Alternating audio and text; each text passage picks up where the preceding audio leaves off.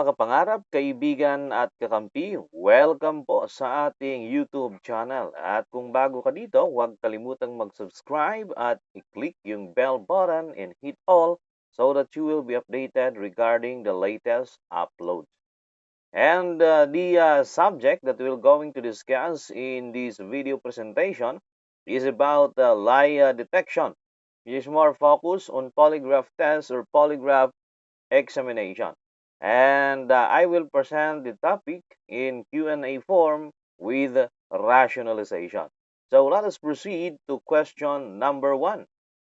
If the breathing of the subject becomes shallow, then the tracings shows letter A, narrow distance, Bravo, bigger amplitude, Charlie, broader distance, and Delta, smaller amplitude. Okay, so kung mas mababaw yung paghinga nung pong subject ng polygraph test or polygraph examination, so yung pong tracing nung pong pneumograph, ano ang ipinapakita nito? Yan po ay delta. Yung po ay magkakaroon ng smaller amplitude kumpara doon po sa kanyang normal response nung nagtanong ka ng irrelevant question. Okay? Ayan. So, kapag ka ang pinag-uusapan po ay shallow and deep breathing, okay, yun po ay sa amplitude nung pong tracing. Okay? So, ibig sabihin po nito, kapag ka shallow yung breathing niya, mas mababa po yung amplitude ng tracing or yung taas. Pero kapag ka deep breathing naman, then definitely mas mataas po yung tracing kumpara po sa normal tracing, no?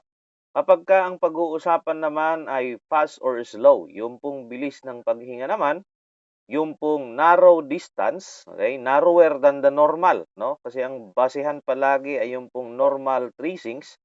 If the tracing is narrower than the normal tracing, then therefore, yung pong subject ay bumilis yung pong kanyang paghinga.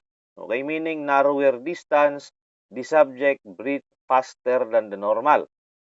At kapag ka naman yung pong distance ay mas malalayo, okay, then definitely bumagal yung pong paghinga nung pong subject ng polygraph test. Okay? So, ito po ay tracing ng pneumograph.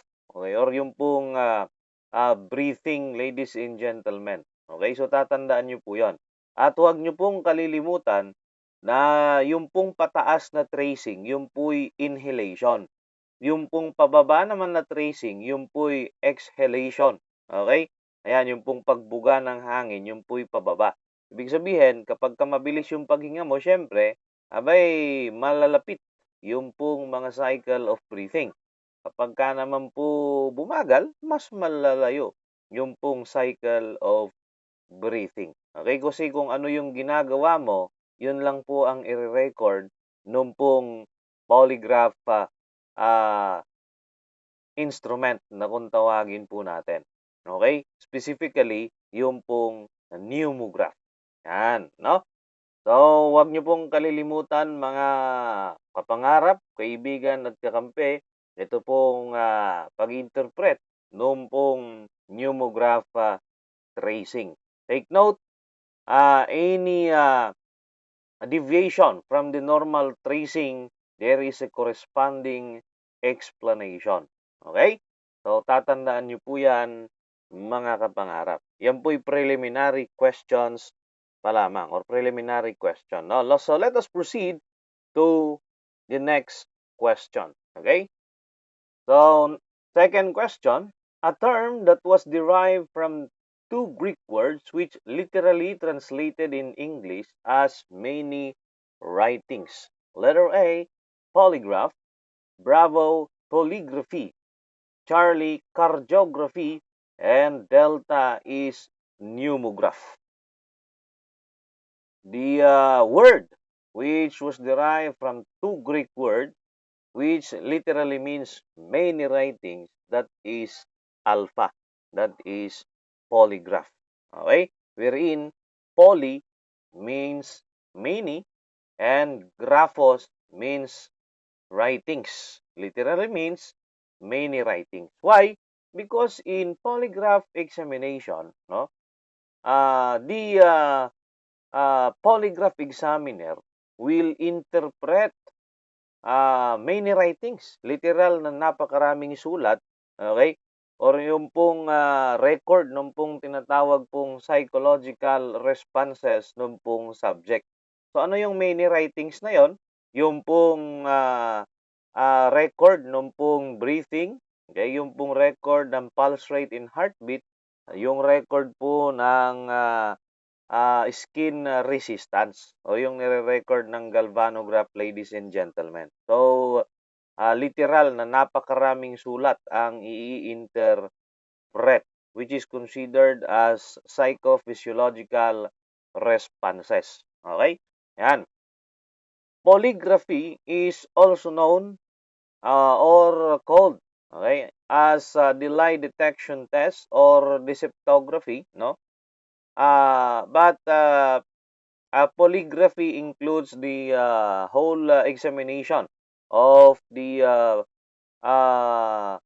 method on how to detect lie using the polygraph instrument.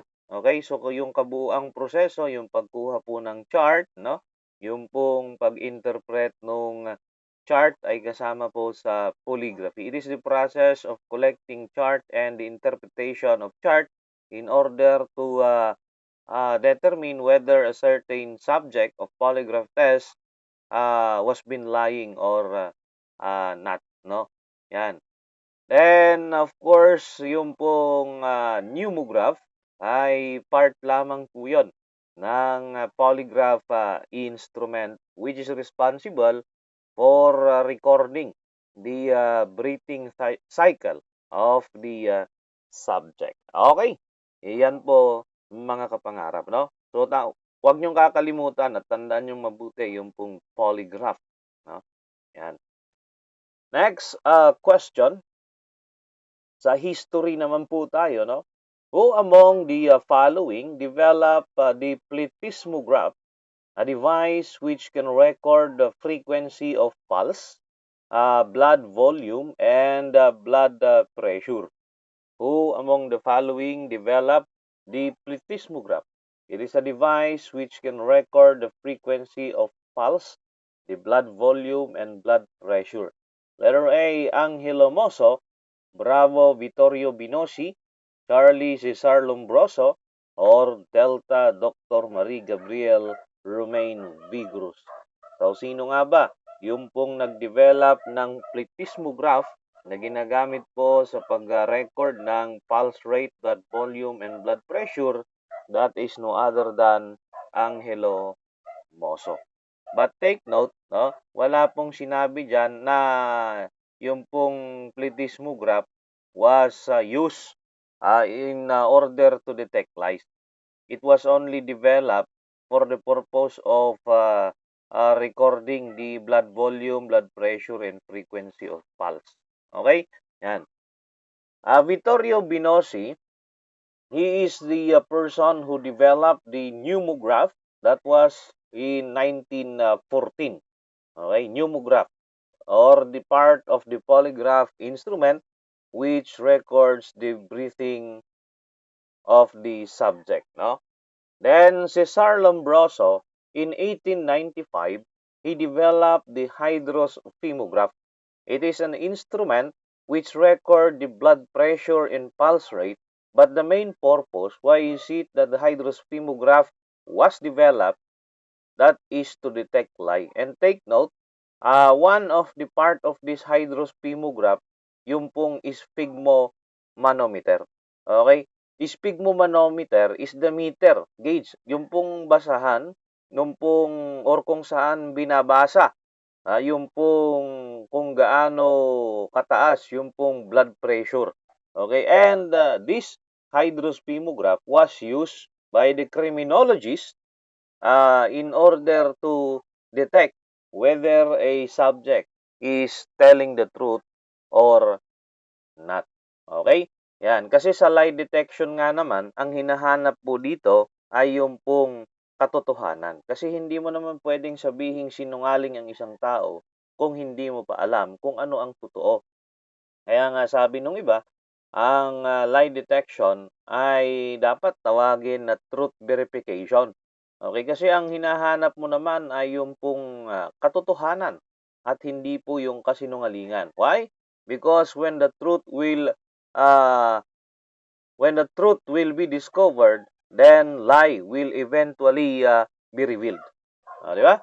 So, kailangan mong malaman ang katotohanan bago mo masabi na yung isang tao ay nagsisinungaling. Hindi mo pwedeng sabihing sinungaling siya kung hindi mo naman alam kung ano ang totoo. Yan.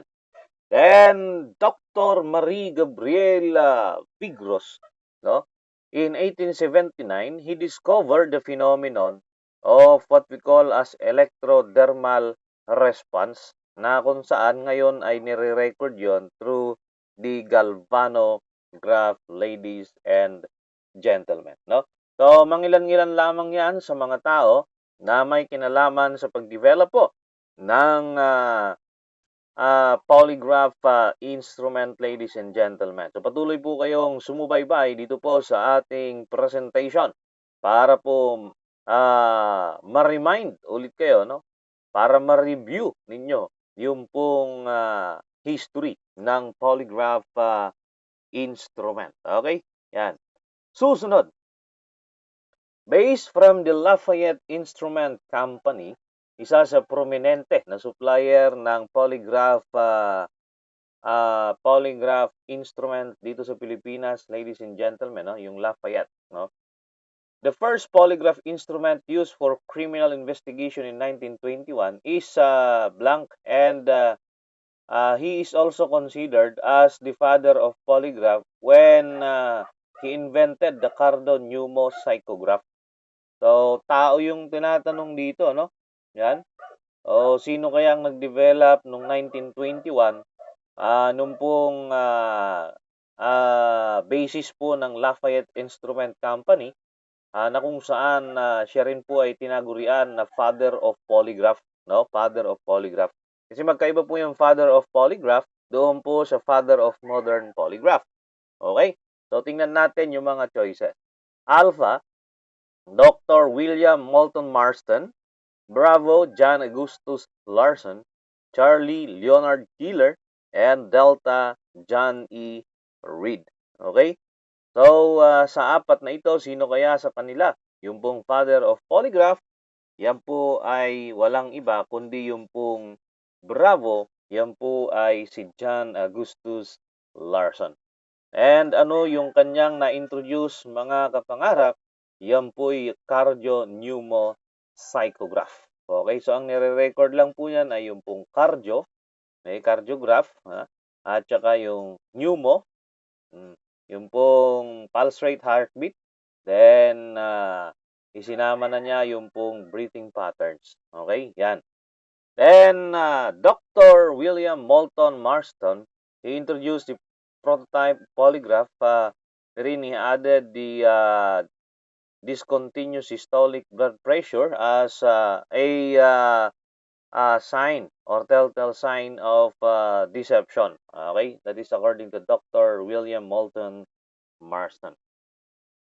Leonard Keeler, ito ay isa sa sikat na minsan ay napagkakamalan na father of polygraph, no? But Leonard Keeler, mas maganda yung bansag sa kanya. Is considered as the father of modern polygraph. Okay? Yan, father of modern. Meaning to say, yung pong kanyang ginawa ay naging basihan nung pong ginagamit sa kasalukuyan. So, he is the father of modern polygraph. He introduced chemograph. Okay? The psychogalvanometer, wherein this type of polygraph instrument is the prototype of modern polygraph. That's why he is considered as the father of modern polygraph. Okay, ayan. Then, John Reed, ladies and gentlemen, is the person who introduced the control question technique, no? Wherein we will discuss that later on when we will arrive in the different types of question. But to give you an idea, no, yung pong control question, ay pwede pong dalawa yung pong maging result niyan, yung control, no? Ah, yan po'y nasa gitna ng relevant at saka irrelevant question. Okay? Yan. So we will discuss that later in the succeeding portion of the presentation. Okay? So patuloy po kayong sumubaybay para po sa susunod na video presentation dito po sa subject na lie detection, ladies and gentlemen, para ating pag-usapan yung pong mga iba pang detalye tungkol po dito sa subject na ito. So, puputulin ko po yung video sapagkat mahirap pong mag-upload ng mahabang video dito po sa YouTube channel. Okay? So, thank you for watching and I hope that you will watch the succeeding video. Thank you and God bless you all.